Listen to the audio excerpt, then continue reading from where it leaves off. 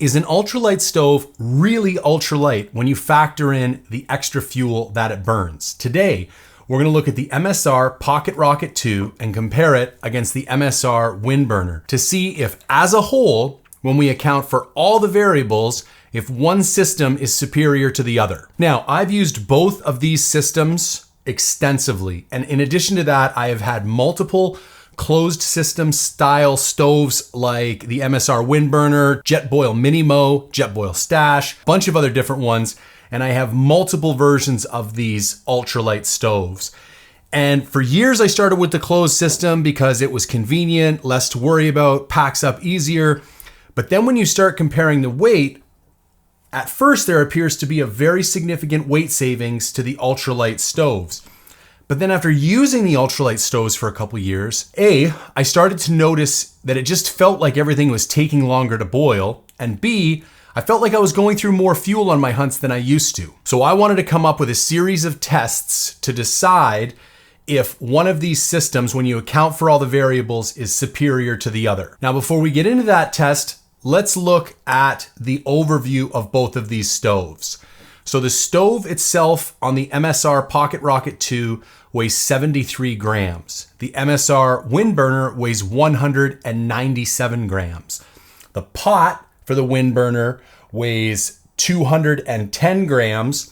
And this pot that I choose to use with the Pocket Rocket weighs 160 grams. Now this is the Oli Camp XT pot.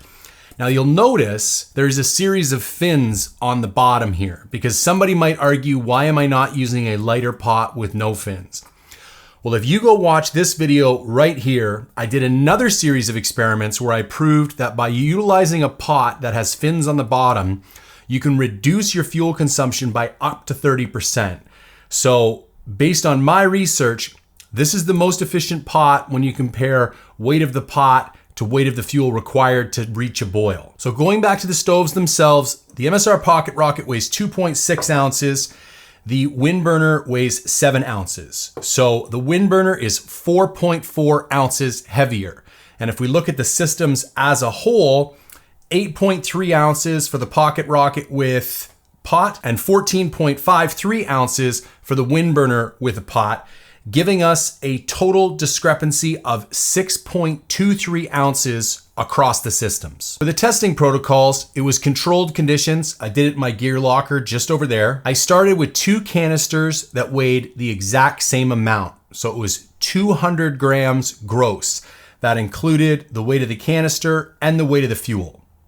I used an oscillating fan to simulate varying wind conditions. I ran 5 test boils with 16 ounces of water. I timed how long each boil took in each of the stoves, and I weighed the amount of fuel consumed during each boil for each of the stoves. I tested a variety of combination of lids and no lids on both stoves simultaneously, and I did a variety of low to high wind situations and finally concluded with the last boil being no wind at all. Now, when we go over the data, the Pocket Rocket burned 47 grams of fuel in total, and the WindBurner burned 26 grams of fuel in total. That means that the Pocket Burner on average burned 46% more fuel to boil the same amount of water as the WindBurner. Now, there's a couple of details here that I want to add as context, because the last time I did a stove test, somebody linked me to a video where somebody else on YouTube proved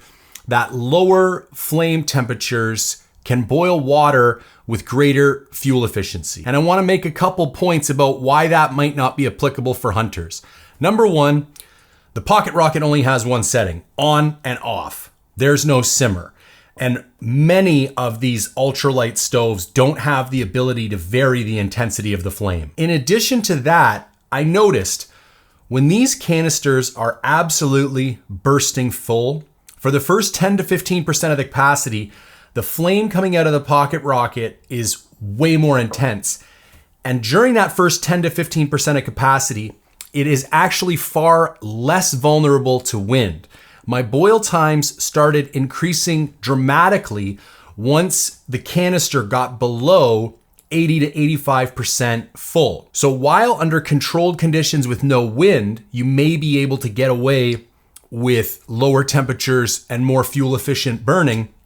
The reality of the situation is when you're on the side of the mountain, if you turn that flame down, even if you can turn it down, it becomes so susceptible to wind that it's going to take you forever to boil and you're going to end up burning far more fuel. So from a hunter's perspective, I think having the ability to have a more intense flame actually pays dividends in the end. But now that we know that the Pocket Rocket on average burns 46% more fuel to boil an equivalent amount of water, that's not the only point that matters. So let's dive into some more context and I'll give you kind of my conclusions and recommendations and things that I've thought about as I've been comparing these two stoves. Number one, packability. The WindBurner, or even like a Jetboil Minimo with this more compact pot, is superior when it comes to packability.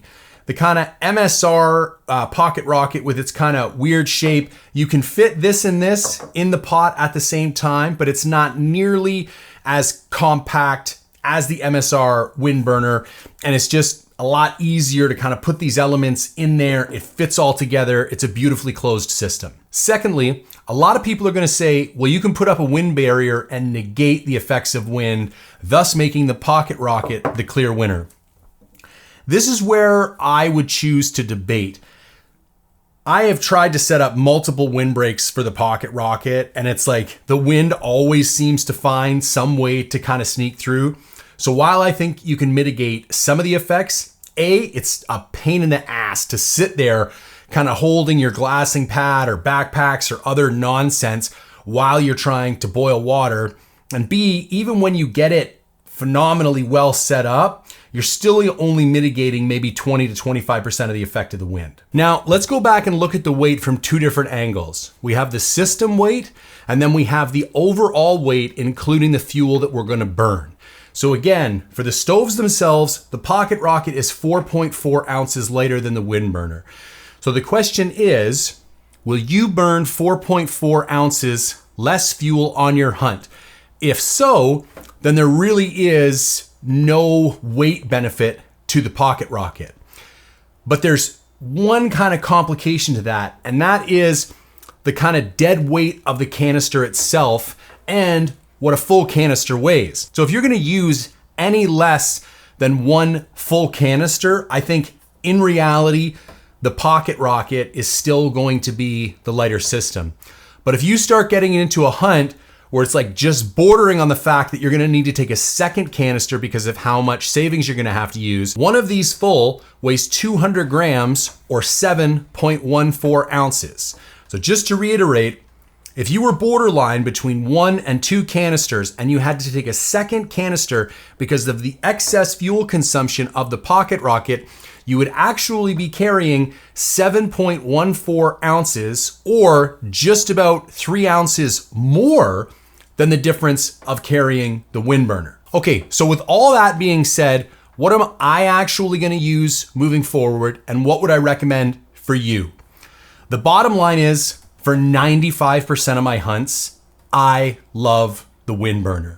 It's super simple, it boils super fast, it's more stable.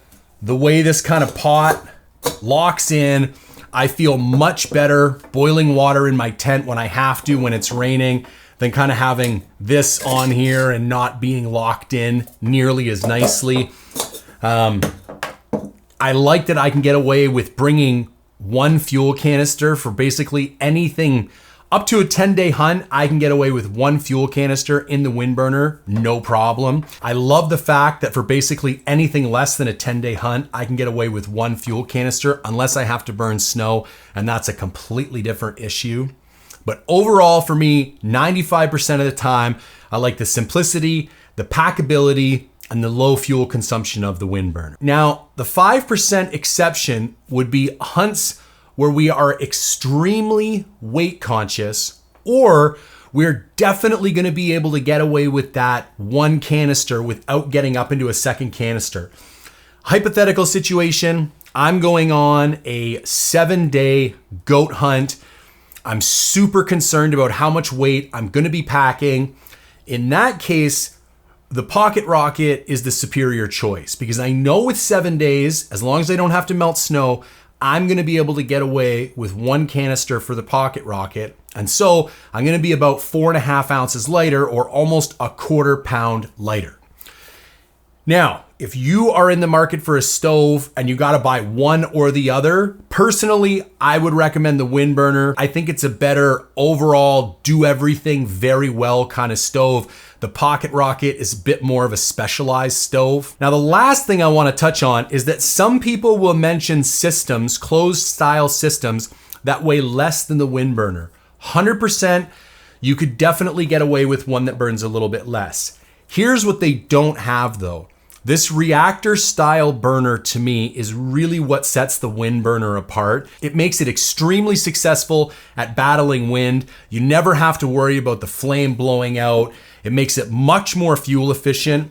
And the pressure regulators in the WindBurner are similar to that in the reactor system, in that they are much more effective at operating in cold temperatures. So if you're gonna be doing any kind of late season hunts, you're way better off with an MSR WindBurner or reactor than you are with a Jetboil or even an MSR Pocket Rocket, because they have different pressure regulators that do not operate as well in cold conditions and don't let you get nearly as much fuel out of your canisters. All right, folks, there you have it. My thoughts on the MSR WindBurner versus the Pocket Rocket. Now, what stove do you use?